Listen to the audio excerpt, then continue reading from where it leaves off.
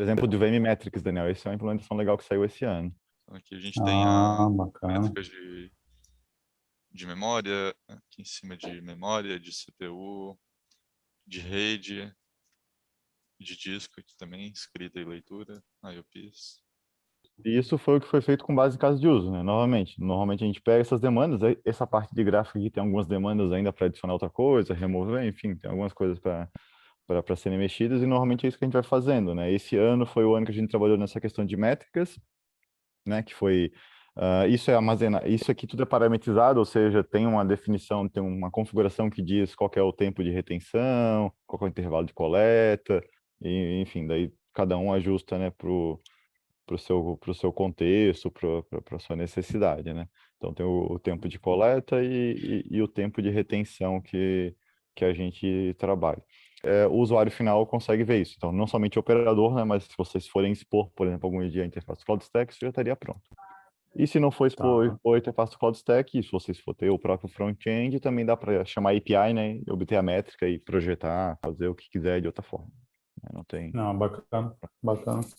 E junto com isso, que era o outro item que a gente tinha com vocês também, que era a questão do quota, né? Se tu puder explicar um pouquinho mais de detalhe, que isso é mais complexo, né, Daniel? O quota, o CloudStack, ele tem um serviço de uso que vai fazer a coleta do uso e vai armazenar no banco. E também tem o plugin do Quota que ele vai fazer essa contabilização, né? Vai pegar esse valor de uso e de acordo com regras que podem ser definidas aqui são chamadas de tarifas, dar um valor monetário, definir um valor monetário para ele. As tarifas, elas podem ser configuráveis. Aqui a gente pode colocar valores fixos para elas ou criar uma regra para dizer quando que essa tarifa vai entrar em ação. Por exemplo, aqui eu tenho uma regra para o tipo de recurso que é VMs alocadas, como só existe o registro no banco, né? Por exemplo, se a conta que é dona dessa VM que eu estou fazendo a contabilização no momento for igual esse ID aqui, por exemplo, que no caso aqui é a minha conta do root admin, eu não cobro nada. Senão eu vou cobrar um valor, por exemplo. E aqui eu também tenho outras variáveis que eles são injetadas e podem servir para criar regras. Esse quota aí e o tarif são para vocês integrarem com o sistema de bilhetagem? Isso, exatamente. É que, na verdade, com essa extensão que foi feita, isso se equipara ao que existe no OpenStack hoje com o componente CloudKit. Ou seja, nativamente, a plataforma de computação em nuvem, ela consegue precificar o consumo de um recurso computacional com base em regras que são definidas pelo operador.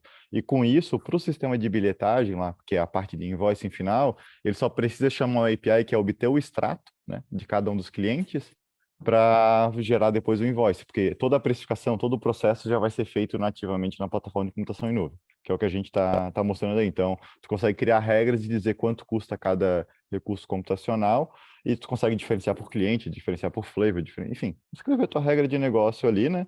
E no final, para entregar com o sistema de bilhetagem, tu só precisa consultar esse extrato de consumo. Entendi. Uma regra um pouquinho mais complexa aqui, né? Que aqui eu defino um valor por hora que eu vou cobrar e eu consigo reter mais informações aqui de consumo de memória da VM, CPU, templates que são usados, enfim, mas aqui é da memória.